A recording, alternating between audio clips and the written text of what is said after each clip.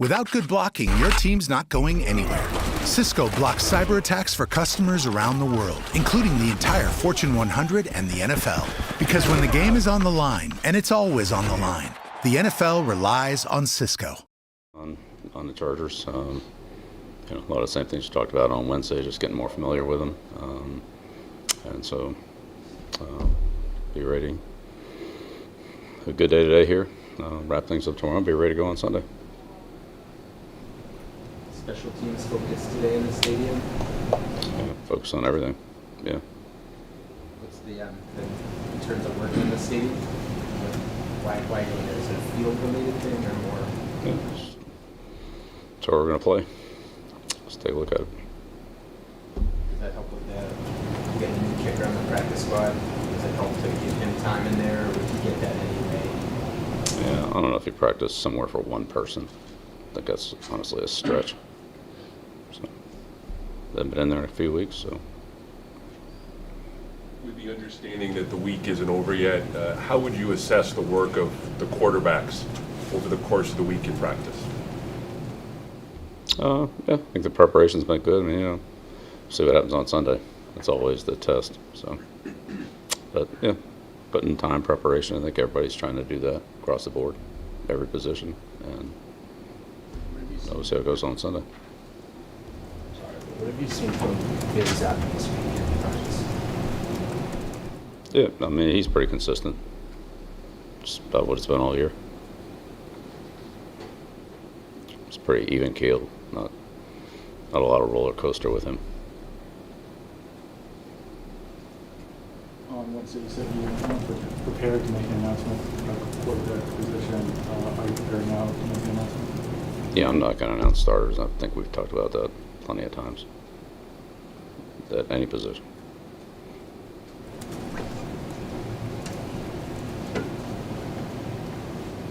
Has Bailey gotten a full week of first team reps with the team this week? And if so, how does that help him in his preparation for Sunday? Yeah, again, everybody has to be ready to go. So everybody's gotten opportunities, and hopefully everybody will be ready to go. We saw Malik take some reps at quarterback. What have you seen from him this week? Just getting ready to do his job. Was there a reason that this week you gave him more reps at quarterback than you have in some previous weeks? Yeah. Again, some of it just depends on what the circumstances are for the individual week. But players that are on the practice squad can be elevated, or they cannot be elevated. So we'll see how that goes. Coach, it feels like the offensive line kind of started to find its groove once City So entered the mix. What have you seen from him in terms of growth since he's been in the system, and what does he bring to that unit? Yeah, I think City's worked hard. He's improved. He's got a long way to go. Gets better every week. Learns more, gains more experience, but still a lot of things that he, needs to see, needs to experience. But he works hard, and he's out there every day, and getting better. Does a lot of little things that have helped him get better. He's a rookie playing a offensive line position. It's not easy to play, but he's gaining on it. Bill, we saw Riley Reed didn't get jumped over from scratches in practice yesterday in upper distance. Do you expect to have them here in 20 minutes? We'll see. We'll update us before practice starts here. So maybe. Well, I'm not saying they're definitely out. I'm not saying they're definitely in either. So it's not that uncommon. If they can practice, they practice. If they can't practice, then we don't put them out there. Sometimes that's not determined until they get warmed up and they get ready to go out and see what they're able to do at practice. Practice time decision. Well, it's a process of when they, come in, get treatment in the morning, see how they feel, then warm up, get ready to go to practice. See what that is. Sometimes it's, yeah, I'm good to go, and sometimes it's, I just can't quite get there. So I don't know how that's going to turn out. Bill, if Bailey does get an opportunity to play, how much maybe future considerations for a young player like that factor into a decision to have him play? You know, just thinking of roles for 2024 and beyond. Is that a factor? I really haven't thought about 2024, trying to get ready for the Chargers here and get our team ready to go. That's what we're focused on today and this week. Would you still consider him, you know, being the second year sort of a developmental player? Is there still some unknown as far as you're concerned with what he could be? I think it's probably true of any young player. Yeah, I don't know. Sounds like Bailey's demeanor, that he's even keeled, that it's not a roller coaster with him, is a positive, you know, for his approach. What are the other positives that he has going for him as a player? He played some last year. You know, there's some times where he was, you know, competitive. Just a little more experience this year. So, you know, we talked about that in training camp. Like, there's growth from players in year 1 to year 2, year 2 to year 3, sometimes year 3 to year 4. And so, you know, we have young quarterbacks, and they're, let's say, both on a growth pattern. He spoke to Bailey Zappi yesterday. He said that Mac has been very supportive of him this week. What have you seen out of Mac this week?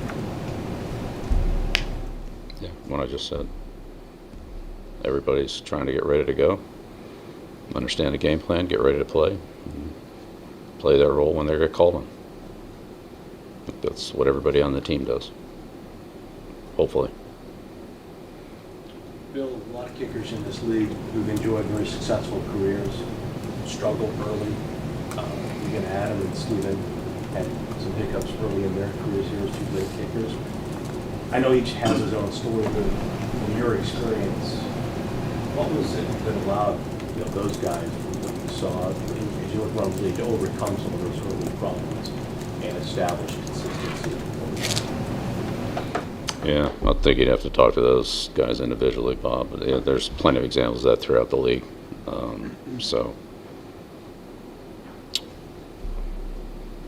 Yeah, I mean, I was here with Adam in '96, but not '97, '98, '99, so I can't really speak on those years. And you know, Steven came in and just had a long, good career here. But yeah, you're right. There's been plenty of specialists that have been released by the first team they were with and have gone on to have very, very good careers. So Stover being an example of that in Cleveland, Baltimore. That was actually his second year in Cleveland. His first year was at the Giants. He was on injured reserve, but it was the same idea. First year he kicked. But yeah, and some guys don't. So I don't know. With a guy like Matthew bringing him in, did you have any experience, extensive work with looking at him with scouts in the past? I mean, and also with his track record, for terms of Pittsburgh, Kansas City, particularly in December, January. Yeah. Well, I mean, we look at everybody. We look at all the players, whatever they've done, and then when we bring them in here, we evaluate them based on things we evaluate them on here. Whether it's the on-field workout, the off-field kind of evaluation of where they are, you know, physically, from a medical standpoint, and then, you know, whatever the interview conversations are with them as well. So it's all part of a process. If you haven't had the player before, obviously there's more unknowns than if you have. And in some cases, we've had guys in that for second or third workouts, especially at that position. You know, that's always a position that you punter, kicker, or long snapper, that you bring guys in some point there in the middle of the year just to see what's available and where guys are at. You know, we brought in Waitman. Obviously, Waitman we have a lot more background with. Other guys we have less background with, so it's a combination of all those things. But every year that I can remember, we've always had one or two times where we've brought in a big group of specialists just to kind of see where things are at that point in time for the next coming weeks in case we needed somebody. Bill, understanding this is outside of your control and happens most weeks, but if Keenan Allen can't play after not practicing the last 2 days, how significantly could the game plan change for a guy who has 87 more targets than anyone else on the team if he does play versus he doesn't? Yeah.